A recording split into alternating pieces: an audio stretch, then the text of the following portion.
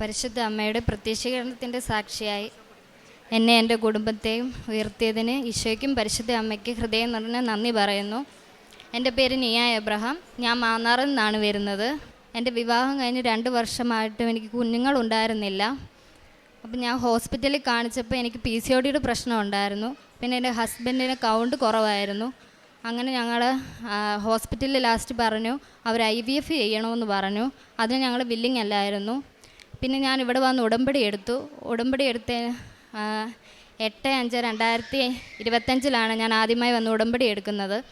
അങ്ങനെ ഉടമ്പടി എടുത്തതിന് ശേഷം ഞാൻ പ്രഗ്നൻ്റ് ആയെങ്കിലും എനിക്ക് ബ്ലീഡിങ് ഉണ്ടായിരുന്നു.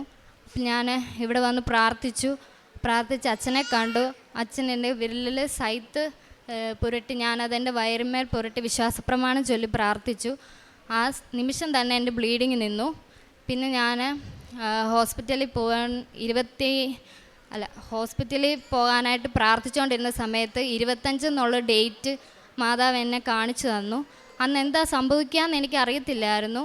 ഞാൻ ഹോസ്പിറ്റലിൽ ചെന്നു. അവർ സ്കാനിങ് ചെയ്തപ്പോൾ എൻ്റെ യൂട്രസ് കുറച്ച് ഓപ്പൺ ആയിരുന്നു.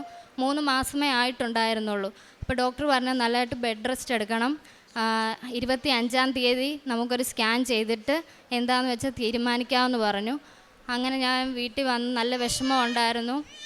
അങ്ങനെ പ്രാർത്ഥിച്ചു. ഉടമ്പടി പത്രമൊക്കെ എൻ്റെ കയ്യിലുണ്ടായിരുന്നു. അത് വെച്ച് ഞാൻ പ്രാർത്ഥിച്ചുകൊണ്ടിരുന്നു. അങ്ങനെ പ്രാർത്ഥിച്ച് ഞാൻ ഹോസ്പിറ്റലിൽ പോകുമ്പം അഡ്മിറ്റ് ആകാനുള്ള ബാഗെല്ലാം റെഡിയാക്കി വെച്ചിരിക്കുകയായിരുന്നു. അപ്പോൾ ആ ബാഗ് നോക്കി ഞാൻ എൻ്റെ മാതാവിനോട് പറഞ്ഞു, അമ്മേ എനിക്ക് ഡെലിവറി ടൈമിലല്ലാതെ ഹോസ്പിറ്റലിൽ അഡ്മിറ്റ് ആകാൻ ഇടവരുത്തരുതെന്ന് പറഞ്ഞിരുന്നു. അതുപോലെ തന്നെ ഞാൻ 25-ാം തീയതി ഹോസ്പിറ്റലിൽ ചെന്നു. സ്കാനിങ് ചെയ്തപ്പോൾ ഡോക്ടർ പറഞ്ഞു യൂട്രസ് ക്ലോസ് ആയിട്ടുണ്ട്, ഓപ്പൺ അല്ല എന്ന് പറഞ്ഞു. അതാണ് എനിക്ക് ആദ്യം അമ്മ തന്ന വലിയൊരു അനുഗ്രഹമായിരുന്നത്.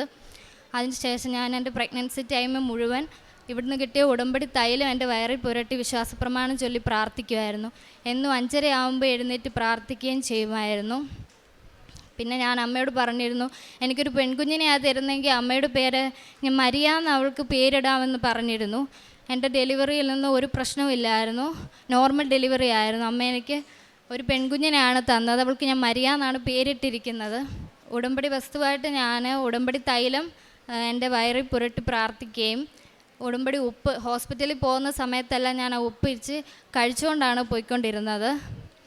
പിന്നെ പ്രേക്ഷിത പ്രവർത്തനമായിട്ട് ഞാൻ ഉടമ്പടി പത്രം എല്ലാവർക്കും കൊണ്ട് കൊടുക്കുകയും രോഗികളെ കാണാൻ പോവുകയും അവർക്ക് വേണ്ടി പ്രാർത്ഥിക്കുകയും ചെയ്തിരുന്നു. പിന്നെ സാമ്പത്തികമായിട്ട് അവരെ സഹായിക്കുകയും എന്നാൽ കഴിയുന്ന സഹായമൊക്കെ അവർക്ക് ചെയ്തു കൊടുക്കുകയും ചെയ്തിരുന്നു. ഒരു നേരത്തെ ആഹാരത്തിനുള്ള പൈസയൊക്കെ കൊടുത്തിരുന്നു.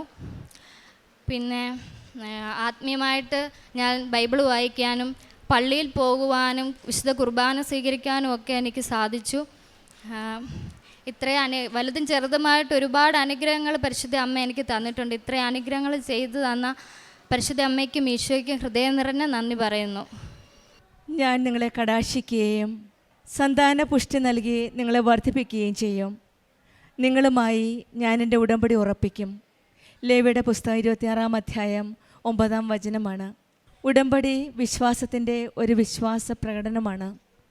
ഉടമ്പടിയിൽ പരിശുദ്ധ അമ്മ കൃപാസനം അമ്മയുടെ മധ്യസ്ഥതയിലൂടെ ദൈവത്തിൻ്റെ അനുഗ്രഹമാണ് നമുക്ക് ഓരോരുത്തർക്കും ലഭിക്കുന്നത്. പരിശുദ്ധ അമ്മ പറയുന്നത് ദൈവത്തിൻ്റെ വാഗ്ദാനത്തിൽ വിശ്വസിക്കാനും ദൈവം നമ്മളെ അനുഗ്രഹിക്കുമെന്നുമാണ് പരിശുദ്ധ അമ്മയുടെ വചനത്തിൽ പറയുന്നത്. അവൻ പറയുന്നത് ചെയ്യുക എന്നാണ് പരിശുദ്ധ അമ്മ നമ്മൾ ഓരോരുത്തരോടും പറയുന്നത്. ആ വചനമനുസരിച്ച് ജീവിക്കുമ്പോൾ, വചനത്തിന് അധിഷ്ഠിതമായ ദൈവഹിതം അനുസരിച്ച് ജീവിക്കുമ്പോഴാണ് നമ്മുടെ ജീവിതത്തിൽ ദൈവത്തിൻ്റെ അനുഗ്രഹങ്ങൾ ഓരോന്നോരോന്നായിട്ട് കാണുവാൻ സാധിക്കുന്നത്. ദൈവം തൻ്റെ ഉടമ്പടി നിലനിർത്തുന്നവനാണ്. ദൈവം തൻ്റെ വാഗ്ദാനങ്ങളിൽ ഉറച്ചു നിൽക്കുന്നവനാണ്. കൃപാസനം ഉടമ്പടിയിൽ വിശ്വാസത്തോടെ വിശ്വസ്തയോടെ നിലനിൽക്കുമ്പോഴാണ് നമ്മുടെ ജീവിതത്തിൽ അനുഗ്രഹം ലഭിക്കുന്നത്. നിയ എബ്രഹാം എന്ന മകളുടെ സാക്ഷ്യത്തിൽ നമുക്ക് മനസ്സിലാക്കാൻ സാധിക്കുന്നത് ഉടമ്പടിയിൽ വിശ്വസിച്ച് പ്രാർത്ഥിച്ചതിൻ്റെ ഫലമായിട്ട് ദൈവം അനുഗ്രഹിച്ച ഒരു കുഞ്ഞുമായിട്ടാണ് പരിശുദ്ധമ്മയുടെ പ്രത്യക്ഷീകരണത്തിൻ്റെ സാക്ഷിയായിട്ട് ഇന്ന് പരിശുദ്ധമ്മയുടെ സന്നിധിയിൽ വന്നിരിക്കുന്നത്. ഈശോയും അമ്മയും കൂടെയുള്ളപ്പോൾ നമുക്കൊന്നും ഭയപ്പെടേണ്ട ആവശ്യമില്ല. അസാധ്യ കാര്യങ്ങൾ നടത്തി തരുന്ന, സാധ്യമാക്കി തരുന്ന ദൈവമാണ് നമ്മുടെ കൂടെയുള്ളത്. ഞാൻ നിങ്ങളെ കടാക്ഷിക്കുകയും സന്താന പുഷ്ടി നൽകി നിങ്ങളെ വർദ്ധിപ്പിക്കുകയും ചെയ്യുമെന്ന് വാഗ്ദാനം ചെയ്ത ആ ദൈവത്തോട് ചേർന്ന് നിന്ന് നമ്മുടെ ജീവിതവും കൂടുതൽ തീഷ്ണതയോടെ കൂടുതൽ വിശ്വസ്തയോടെ ആത്മാർത്ഥതയോടെ മുന്നോട്ട് നയിക്കാം. കുടുംബടി മക്കളുടെ ജീവിതത്തിൽ വിശ്വാസം പുതുക്കാനും നമ്മുടെ ജീവിതത്തിൽ ഫലം കാണാത്ത സമയങ്ങളിലും ദൈവം നമ്മെ അനുഗ്രഹിക്കുമെന്ന് പൂർണ്ണമായി വിശ്വസിക്കുകയും ചെയ്യുന്നതാണ് നമ്മുടെ ഉടമ്പടി ജീവിതം. കൃപാസനം അമ്മ നമ്മുടെ ജീവിതത്തിൽ ദൈവത്തിൻ്റെ വാഗ്ദാനങ്ങൾ നിറവേറ്റാൻ നമ്മെ സഹായിക്കട്ടെ എന്ന് പ്രാർത്ഥിക്കുകയും നിയായ എബ്രഹാമിന് കുടുംബത്തിന് ലഭിച്ച എല്ലാ അനുഗ്രഹങ്ങൾക്കും പ്രത്യേകിച്ചും ഈ കുഞ്ഞു വാവ മരിയയ്ക്കും ദൈവം തന്നെ നൽകിയ മറ്റെല്ലാ അനുഗ്രഹങ്ങൾക്കും നമുക്ക് കരങ്ങളടിച്ച് ദൈവത്തെ മഹത്വപ്പെടുത്താം. യേശുവേ നന്ദി, യേശുവേ സ്തുതി, ആവേ മരിയ. അത്യപൂർവ ദൈവാനുഭവങ്ങൾ ഇനി നിങ്ങൾക്കും സ്വന്തം. ഈ യൂട്യൂബ് ചാനൽ ഇതുവരെ സബ്സ്ക്രൈബ് ചെയ്തിട്ടില്ലെങ്കിൽ ഇപ്പോൾ തന്നെ സബ്സ്ക്രൈബ് ചെയ്യുക. ഈ വീഡിയോ ഇപ്പോൾ തന്നെ നിങ്ങളുടെ സുഹൃത്തുക്കൾക്ക് ഷെയർ ചെയ്തുകൊണ്ട് കർത്താവിൻ്റെ പ്രേക്ഷിതരാകുക.